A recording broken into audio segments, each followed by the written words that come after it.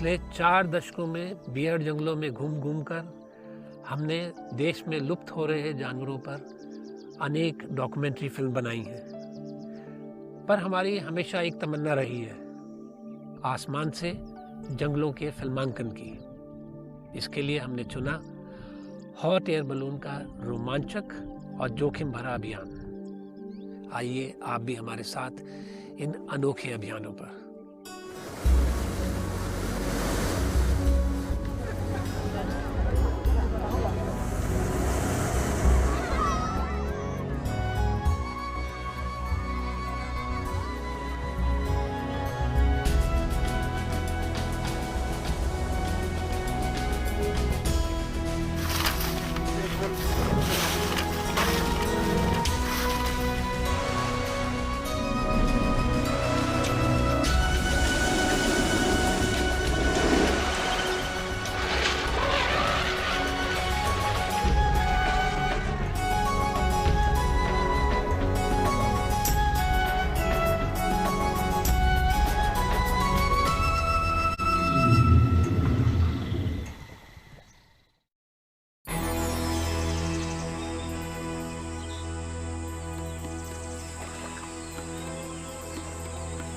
वन्य प्राणियों की विविधता और प्राकृतिक सौंदर्य से भरपूर ये है बार नवापारा का अभयारण्य।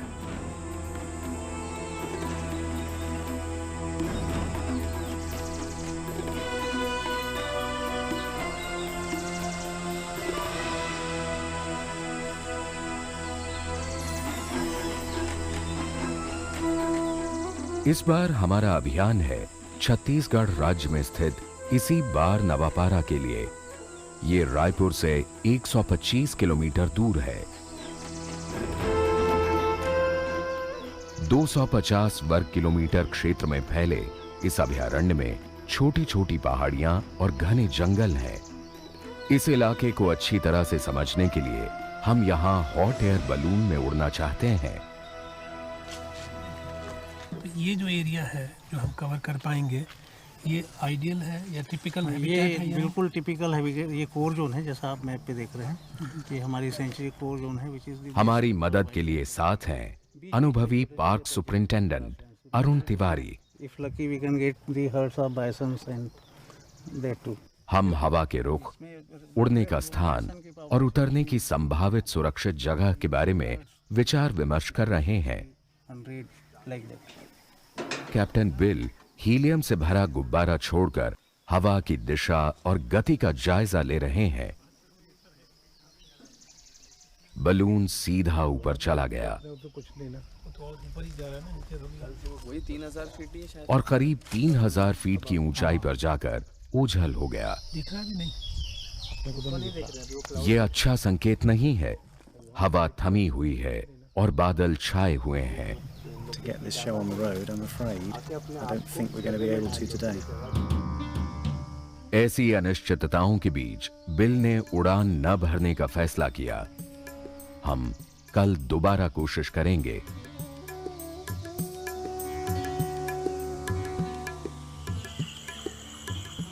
अभयारण्य में आमतौर पर पर्यटक को रात में घूमने की इजाजत नहीं होती, पर हम अपने दर्शकों को दिखाना चाहते हैं कि इन जंगलों में रात को कितनी चहलकदमी रहती है। हमें खुशी है कि हमारा विशेष अनुरोध उच्च अधिकारियों ने मान लिया। जानवरों का अंधेरे में फिल्मांकन करने के लिए हम नाइट विजन कैमरा और इंफ्रारेड लाइट से लैस हैं।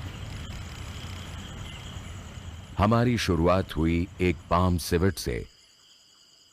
आमतौर पर शाकाहारी ये जीव रात में ही सक्रिय होते हैं और दिन भर पेड़ों की खोखल में पड़े सोते रहते हैं। आगे चीतलों का एक झुंड दिखा जो कि पानी पीकर लौट रहा था। इन हृष्ट-पुष्ट सुअरों के लिए यहां खाने की कोई कमी नहीं। अरे वाह, एक नहीं दो भालू, शायद मां और बच्चा है। दिन भर गुफाओं में सोने के बाद ये खाने की तलाश में निकले हैं। कंदमूल, फल, कीड़े मकोड़े सब खा लेते हैं शहद और दीमक इन्हें बहुत प्रिय है। भालुओं की शारीरिक रचना उनकी जीवन शैली के अनुरूप है। बामियों की दीमक को खोदने के लिए इनके पास हैं बड़े बड़े नाखूनों वाले मजबूत पैर।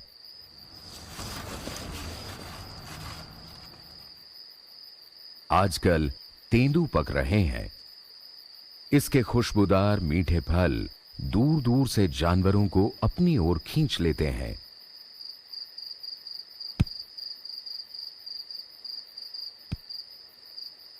ये भालुओं का एक मुख्य आहार है।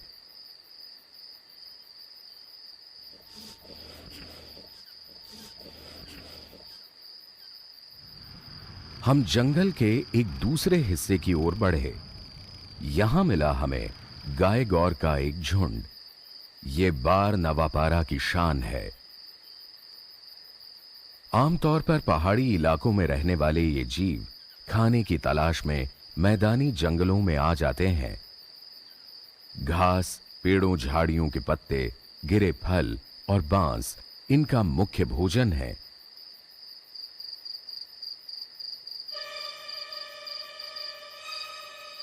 शायद ये तेंदुआ किसी छोटे बच्चे की फिराक में है।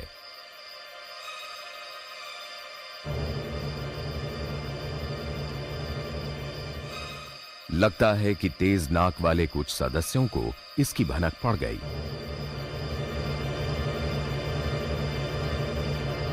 ये भाग खड़े हुए।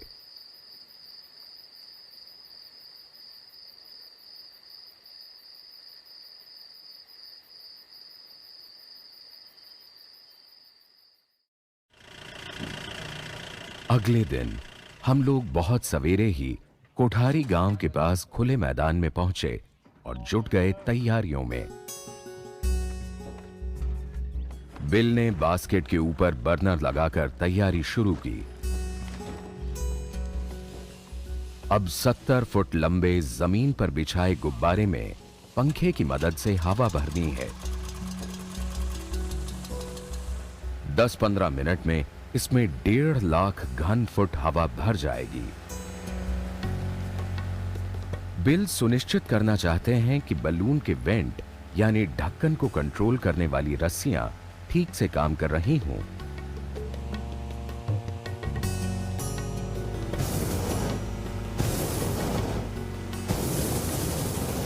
बलून में भरी हवा को गर्म करना शुरू करते हैं।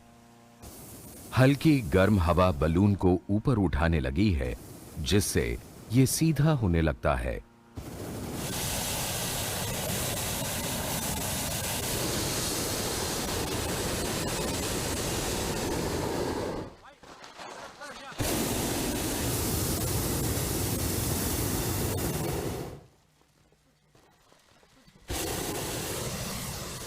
बलून के नीचे लगी विलो और बैंड से बनी एक बड़ी टोकरी है, जिसमें हम 4 लोग उड़ान भरेंगे। साथ में ईंधन के लिए रखे हैं 3 सिलेंडर।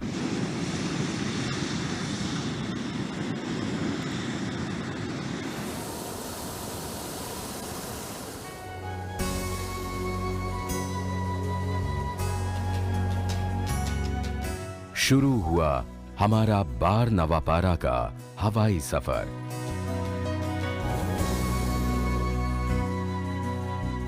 उड़ते ही नजर आए जंगल के बीच वन ग्रामों के खेत।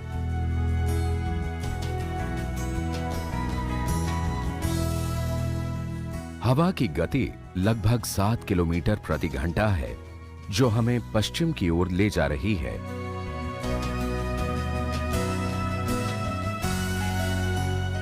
देश में छत्तीसगढ़ एकमात्र ऐसा हरा राज्य है जहां 44% जंगल हैं।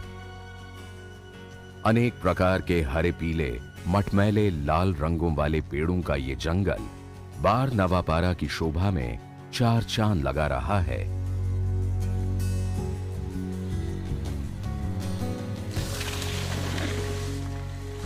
हम जमीन से केवल 100 फुट की ऊंचाई पर उड़ रहे हैं, जिससे जंगल का पूरा लुत्फ उठा सकें।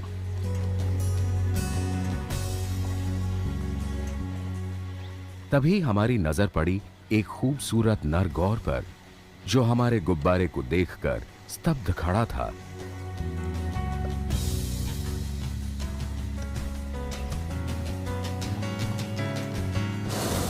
बर्नर की आवाज से शायद ये चौंक गया।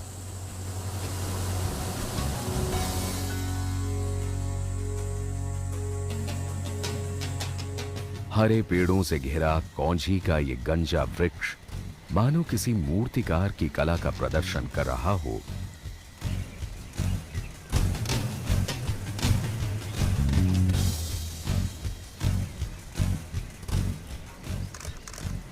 बार नवापारा के जंगल का 28% बांसों से ढका है। यहां महुआ, तेंदू, शाल और सागवान जैसे पेड़ों के मिश्रित वन हैं। कभी इस इलाके में गोंड और भील जाति के लोग जगह बदल बदल कर खेती किया करते थे। मनमाने ढंग से जंगलों को जलाना और काटना आम बात थी।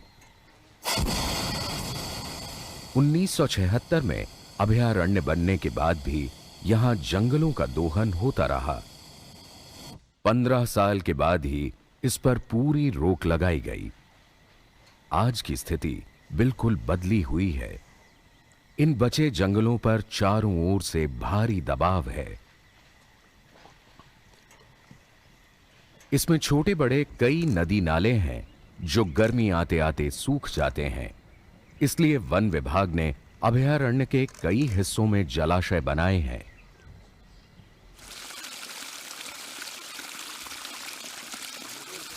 कितना ठंडा और साफ पानी है बिल्कुल। ये सारा सिस्टम जो है वो जो सोलर पैनल लगे हुए हैं, आप ये सिर्फ बारनवापारा में आपको ये देखने को मिलेगा। पूरे इंडिया में और कहीं सोलर पंप, सोलर एनर्जी का यूज़ इस तरह पानी के लिए। और एक बार इसको लगा के 20 साल तक से आप इसको कोई आदमी की जरूरत नहीं, कोई आदमी की नहीं, स्टार्ट करे बंद करे नहीं, कोई कुछ की जरूरत नहीं है। जैसे धूप आती है ये अपने आप शुरू हो जाता है और सनसेट होने के बाद ये अपने आप बंद हो जाता है। सौर ऊर्जा द्वारा बार नवापारा के 5 जलाशयों में पानी भरने का कार्य वन विभाग के लिए बहुत सराहनीय है। ये जलाशय जीवों के लिए वरदान है और भूमिगत जल स्तर को भी सुधार रहे हैं।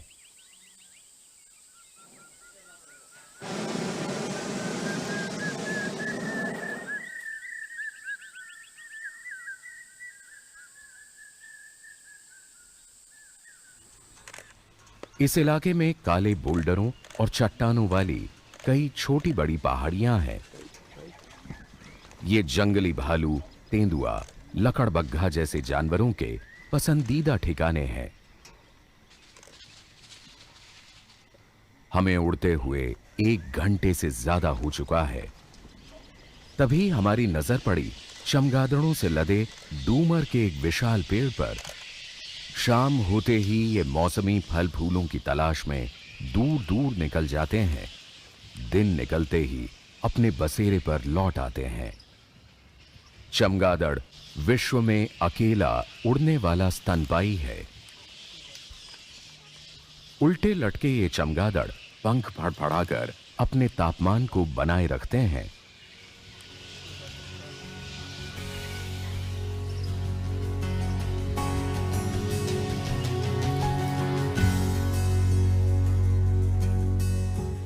बार और नवापारा 2 गांव हैं, जिनके नाम पर ही इस अभयारण्य का नाम पड़ा।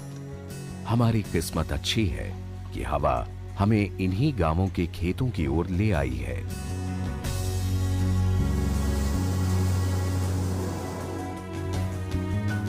कभी यहां भी घने जंगल हुआ करते थे और जिनमें बेफिक्र वन्य प्राणी विचरते थे। आज इंसान ने अपने स्वार्थ के चलते उन्हें खदेड़कर अपना कब्जा जमा रखा है।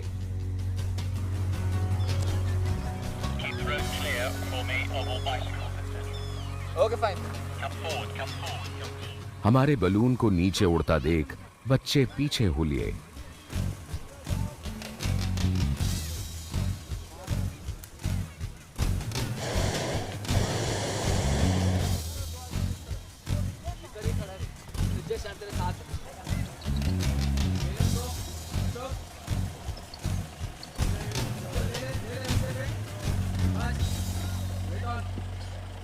आज की लैंडिंग तो कमाल की रही, सड़क के ठीक ऊपर। और क्या था, कैप्टन बिल ने गुब्बारे को सीधे पिकअप पर ही रख दिया। सपोर्ट टीम का काम कुछ हल्का हुआ।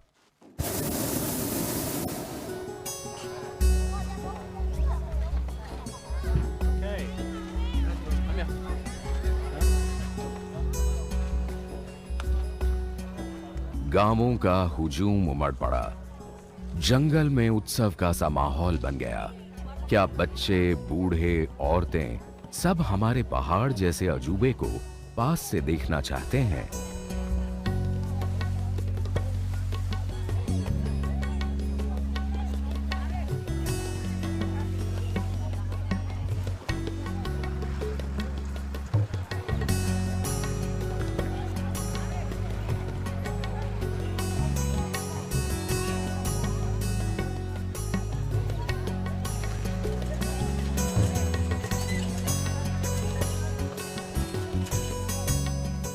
हमारे सहायकों ने गुब्बारे को संभालना शुरू किया।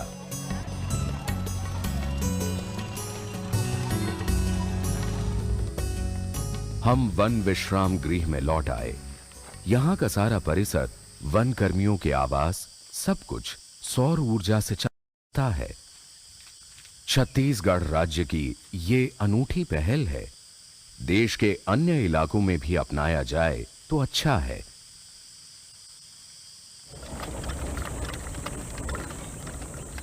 कुछ आराम करने के बाद हम फिर निकल पड़े जंगल के लिए।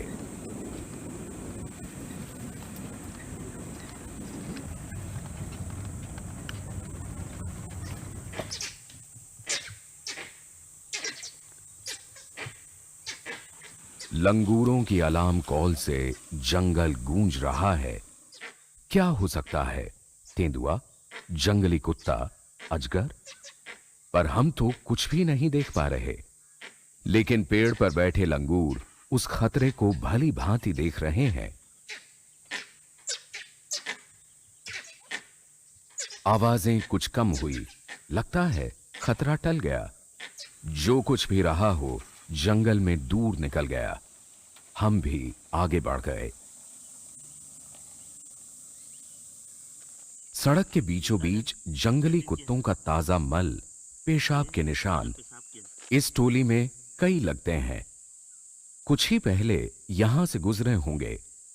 सड़क पर इस तरह इकट्ठा मल करके ये दूसरी टोली को जताना चाहते हैं कि ये इलाका उनका है। हमारे साथ फॉरेस्ट गार्ड येदू का अनुमान है कि ये झुंड आसपास ही किसी जलाशय पर होगा। हम इनकी खोज में निकल पड़े। पास के नाले को देखा, पर यहां इनके आने जाने के कोई चिन्ह नहीं। ये भालू का हो सकता है क्या? जी जी ये पटे तेंदुए का? जी तेंदुए तो एक फिंगर वगैरह दिख रहा है। जी येदू पास के एक और जलकुंड पर ले गया। पहली नजर में तो यहां भी सन्नाटा दिखा, पर चट्टानों को ध्यान से देखने पर नजर आए सोन यानी जंगली कुत्ते। कुछ सो रहे हैं, कुछ चौकन्ने हैं। लगता है पूरी टोली छिपकर शिकार की टोह में है। किसी जानवर के पानी पर आते ही ये उसे धर दबोचेंगे। फिलहाल पानी पर भुजंगा, बड़ा बारबेट, भृंगराज और गटारें ही अपनी प्यास बुझाने आई हैं।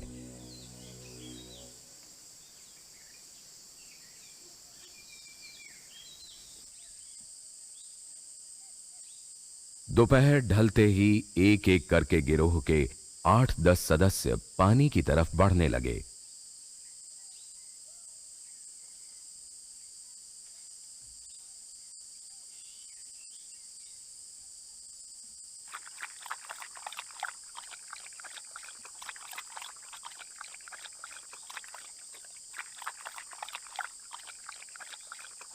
इन महाशय को देखिए, कहने को गिरोह का मुखिया नर, पर खा रहे हैं एक नन्हे से मेंढक को।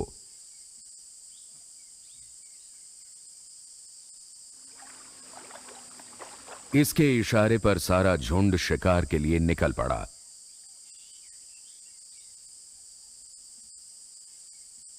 ये नाले ही नाले आगे बढ़ रहे हैं। शिकार मारने में गजब का तालमेल और फुर्ती के कारण शेर तेंदुआ भी इनसे कतराते हैं। जंगल में जिस ओर निकल जाएं, हाहाकार मच जाता है।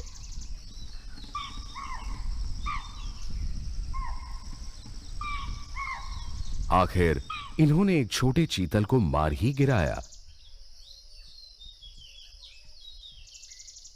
जंगल में तृणभोजियों की संख्या को संतुलित बनाए रखने में सोन कुत्तों की अहम भूमिका है। बारनोपारा का जो एरिया है उसमें वाइल्ड लाइफ की बहुत अच्छी पॉपुलेशन है, बहुत बड़ी वैरायटी है यहाँ पे वाइल्ड लाइफ की। तो यदि इसका एरिया बढ़ा दिया जाता है तो इसको केवल एक अच्छा नेशनल पार्क नहीं बल्कि इसमें पूरी क्षमता है कि इसको एक अच्छा टाइगर रिजर्व बनाया जा सके। बारनवापारा अभयारण्य के सामने कई चुनौतियां हैं। इसके अंदर 22 वन ग्राम हैं जो अपनी जरूरतों के लिए इन जंगलों पर निर्भर रहते आए हैं। जंगलों के वास्तविक स्वरूप को बनाए रखने के लिए इन वन ग्रामों का जंगल के बाहर पुनर्वास बहुत जरूरी है। इससे ग्रामीणों को नई जिंदगी मिलेगी और अभयारण्य को अपना खोया हुआ जंगल। इसके लिए वन विभाग की कोशिशें जारी हैं, लेकिन ये काम आसान नहीं। हर किसान को 18 वर्ष को दे रहा है, उसको हर 18 वर्ष को जमीन दीजिए, हम तुरंत तत्काल छोड़ के चले जाएंगे यहाँ से। यहाँ से सहमति पत्र ले जाते हैं और जब वो खेत बनाने के समय आते आप यदि कोई गांव के लोग यहाँ से विस्थापित होने को तैयार हों तो उनकी सहमति मिलते ही 4-6 महीने में उसको कार्य रूप में परिणित किया जा सके, ऐसी कोई व्यवस्था बनाई जानी चाहिए। यदि ऐसा हो जाएगा तो मेरे को पूरी उम्मीद है कि हमारे पूरे गांव 1-2 साल में ही बाहर विस्थापित किए जा सकते हैं। मध्य प्रदेश के बाद छत्तीसगढ़ देश का दूसरा राज्य है जहां सबसे ज्यादा आदिवासी रहते हैं। ये लोग सदियों से यहां के जंगलों में रहते आए हैं और उसके महत्व को अच्छी तरह समझते हैं।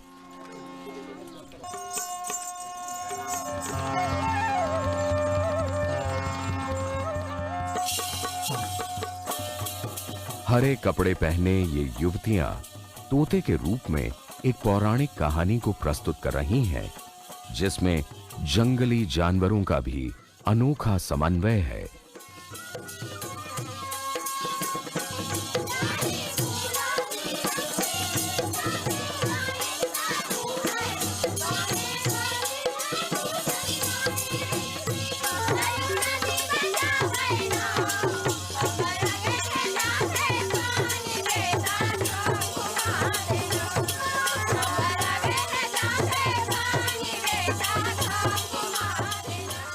हम आशा करते हैं कि भविष्य में जंगल और वन्य जीव भी बचे रहेंगे और ये लोग और इनकी संस्कृति भी